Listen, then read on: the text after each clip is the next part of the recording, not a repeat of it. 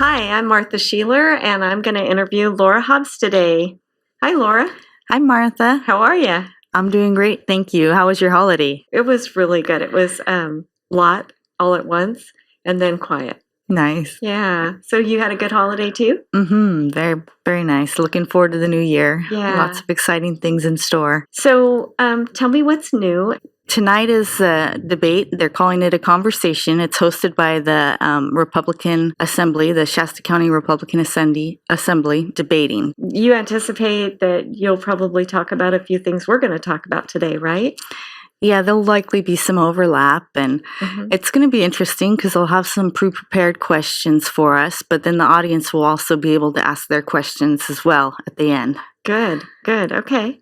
What other things are going on? One thing I've been noticing in the chat rooms locally is that some people are advocating to bank your vote or ballot harvest. Okay, so bank your vote, ballot harvesting. That sounds like something that the liberals are doing. So, and people have said that's how they're winning these elections. Is that what they're saying? Yeah, precisely. And what they do, and this is from Jeffrey O'Donnell's report on the subject, is they do an expected outcome analysis, and they pair that with registration fraud. So they have accurate predictions of the voter intent, and then they need the phantom voters, and this is where the voter registration fraud comes in. And they have either fictitious voters, old registration records, or real voters, and that's their credit line that they take from. And then they do an election preload where they insert absentee early ballots needed, the amount that's needed in order to alter the election outcome. Right. So who's saying this is a good idea? Well, the RNC, and actually now Trump has come out and said he supports this. Okay. So what do you think? Sometimes President Trump will throw his weight behind something, and it's not because he necessarily wants it to happen, but it's actually shining a light on it, and then people are talking about it, whereas we might not have talked about it before. Do you think there's a chance that he wants us to talk about this idea? Very much so. I mean, if nothing else, it brings awareness to the issue of fraud and how it's actually being conducted. Sure. I don't know if he's been misled by advisors. That's another possibility, but it's our responsibility as educated citizens to not just do what a higher official tells us to, but actually research it and look into it. I actually have a theory on that. I actually don't think that he is often misled by advisors. I think he might have learned his lesson. He's such a master of media that I actually think that sometimes he will say something's a good idea that he doesn't think is a good idea, so that the people can start fighting with each other over it, because the actual debate enlightens people. That he may think it's a good idea, but my gut feeling on this, it's trying to beat them at their own game. First of all, I don't think the Republicans and Democrats are playing a different game. I think they're playing the same game. I think they're both cheating. That's what I think. And not the Republican voters, but the machine. The RNC. And right. And so preloading votes, it's just going to allow there to be a cheat. It's just going to be, and I don't believe it's going to be us that chooses who cheats. So I sort of don't want to play the game. That's my feeling about it. So how do you feel about that?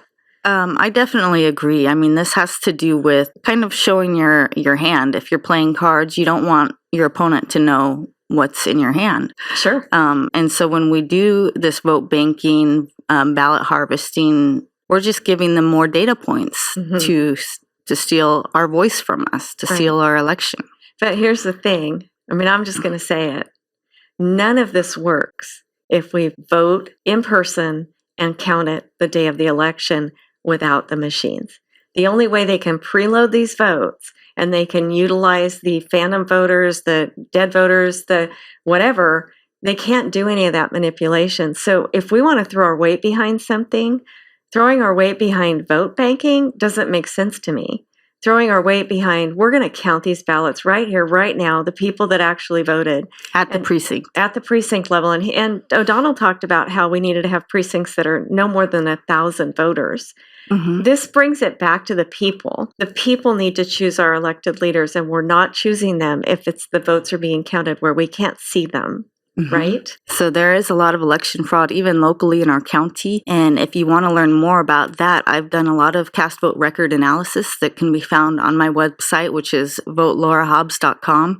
And it links to another website as well, where you can actually read the report to the sheriff and look in detail about how this computer manipulation is being pulled off here locally in our county. Right. You've done some great work. I do think that people need to actually look. Laura, you've made it really understandable for the person who doesn't have a computer science degree. And we don't have to have a higher education to know that computers are hackable. Right. That's just common knowledge at this point. Yeah, and just the quote, an MIT professor of computer science said that computers are hackable in 2020. And he said we shouldn't use them because you can't secure them. If you've got a guy that's a computer scientist who says, oh, the machines are safe, I'm thinking that's pretty disingenuous. Yeah. Well, who do they work for, right? Exactly. It used to be we felt like these television shows and such, they were running on advertising, and so the people actually had some say. And what we found is that so much power and so much money has been concentrated that they can have what looks like marketing or advertising that's paying for the show, but the advertising isn't. It's actually controlling what the show says. And so and there's people like George Soros and families with a lot of money that control our media and own big portions of our media. Right. And they can make sure that we hear what they want us to hear. Quite a bit coming from Stanford. Are you talking about Justin Grimmer? He's one. Yeah, he's got a degree in political science, as I understand it. To dispute Dr. Frank's data. I think that should be interesting. That's going to be coming up in, I think, January 22nd or 23rd. Yeah. The next Board of Supervisors meeting. Not this one, but the one after it. Was that going to be at a board meeting? Yeah, it's not actually technically a debate. It's just that they've both been invited to present their work at the Board of Supervisors meeting. You cannot form an opinion unless you look at both sides. And that is kind of the basis of critical thinking, is being able to look critically at things you don't agree with and being open-minded that there might be something in there that will form your opinion, and it will be more grounded in fact. I look at what have they done? What have they accomplished? What things have they done to make a difference in the area where they speak? You're doing that. You have spoken at these meetings. You have presented data. You have taken the analysis by Jeff O'Donnell and made sure that the Board of Supervisors were aware that there was manipulation with these machines. I think that they were aware something was going on, but it was important for them to have the facts that you brought. And I'm looking at what you're doing. You're running for office because you want to change things. You want things to be fair. Everybody wants fairness. And it's not fair if your vote doesn't count, right? Yes. Our vote is the pillar of our republic. If we can't self-govern and we can't express the will of the people and have it counted properly, then we're no longer a republic. We're being governed by a tyrannical government if we have no say in who our electors are. Right. Do you have any other events coming up? I do have a town hall at Happy Valley Community Center, and that's going to be on January 11th at 5 to 7 p.m. Everyone's invited. There'll be pizza provided. Nice. So let's talk about the impact fees. The county uses what's called a nexus report to determine what the impact fees should be. And these are residential impact fees. It's for your home, mostly when you want to renovate or you want to add an addition or build a new home. And it should be based on the services rendered. And if it's not commensurate with the services rendered, you can think of it more as a tax and less as a fee. And this is this is a building permit fee. Because people have a problem with taxes, but there's so many things that are taxes that are called a fee. Is that what you were saying? If there is a fee that's charged by the county that's not commensurate with the service that's rendered, then you can think of it more as a tax and less as a fee. I'm under the impression there were these impact studies that were done. I saw something in a press release from Shasta County years ago where they decided not to pay $100,000 for an impact study.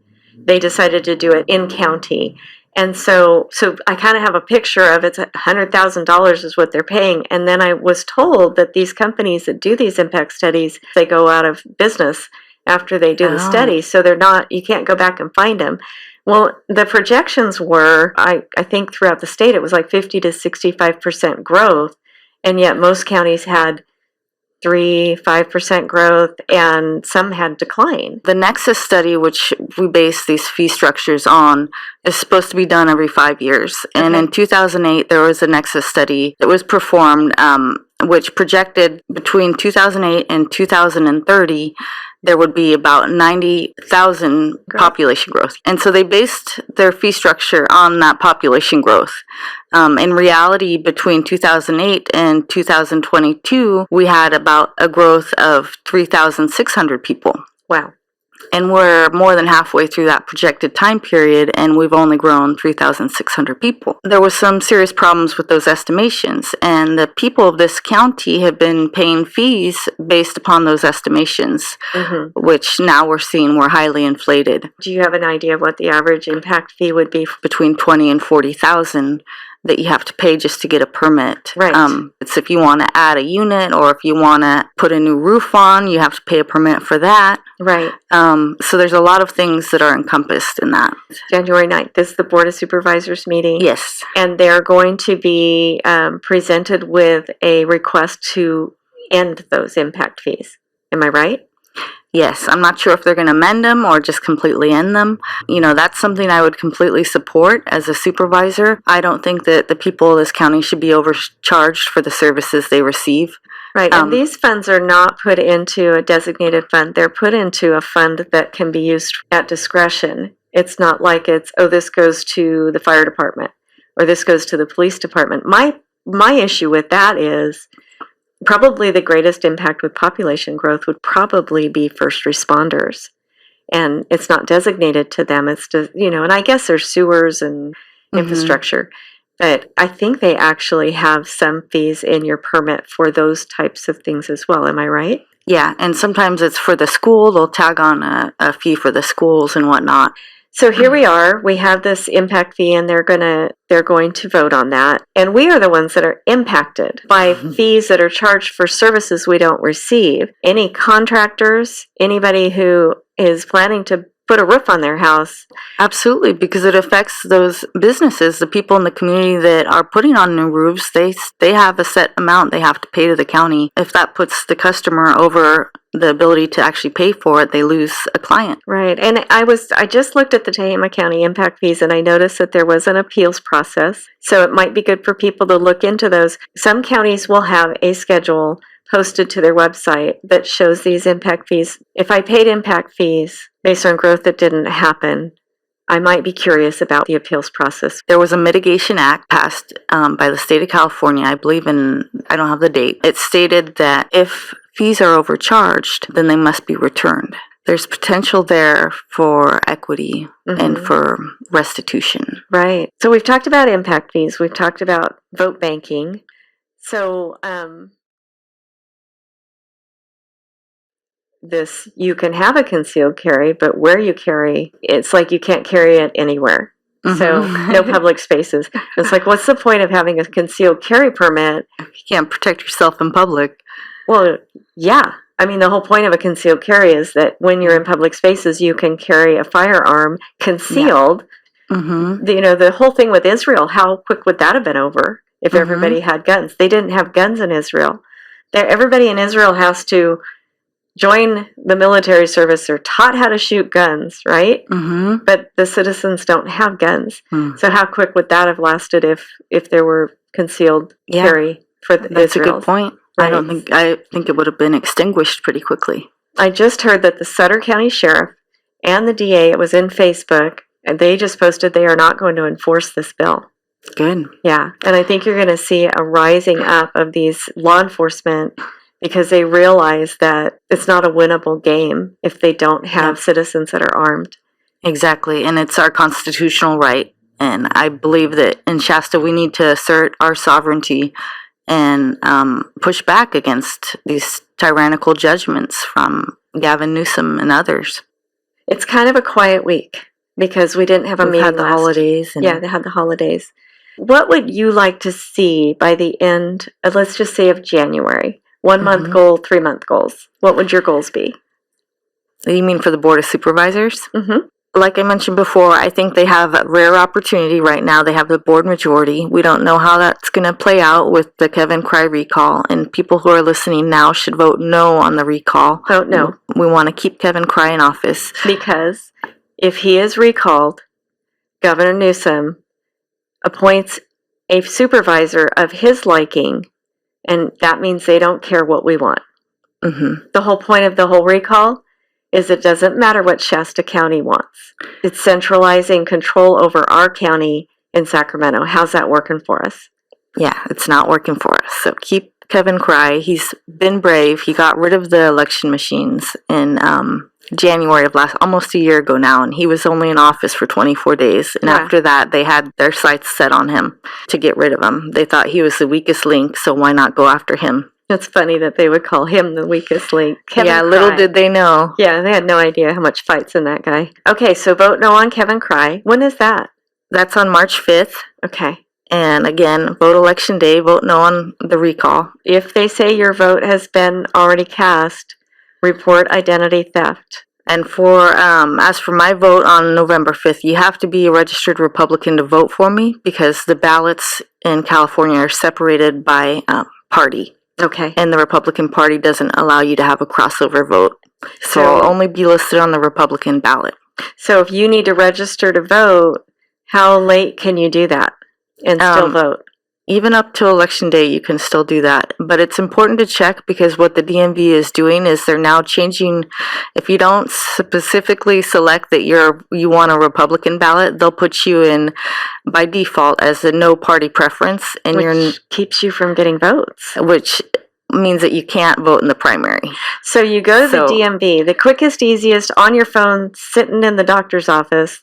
You can register on the DMV as a Republican. Make sure you check that box, and then verify. But before you vote, make sure that you are registered as a Republican if that's your preference. Right. So that you can get the ballot that you want for the primary. Okay, people need to know this. So Kevin Cry's recall, is that nonpartisan? Is that everybody is voting yes or no? That is nonpartisan, but the thing is that it's only for people who live in District 1. Right. So, but here's the thing. If you don't live in District 1, you can certainly talk to everybody in line at Costco, in line at the grocery store, when you're getting your gas. We need to be talking about this and telling people, if he is recalled, we're going to have a supervisor appointed by the governor of California. People need to know that. Yep. So that's the forefront of what's going on right now. That's the most important issue facing the board, in my opinion. Right. Register Republican. Make sure you do that. I would do it sooner than later so you can verify that you are on the registered as a Republican. Where would they verify that? Is through the Secretary of State website. Okay. It's called, I think, Check My Status. Okay. So go to the Secretary of State's website, check to see what your registration status is. Make sure they haven't changed it without your knowledge. Right, because we've seen that, right? Yes. People have had their registration changed. That's been happening. So where would people, if they want to support you, where would they go? You can go to my website, votelaurahobbs.com, LauraHobbs.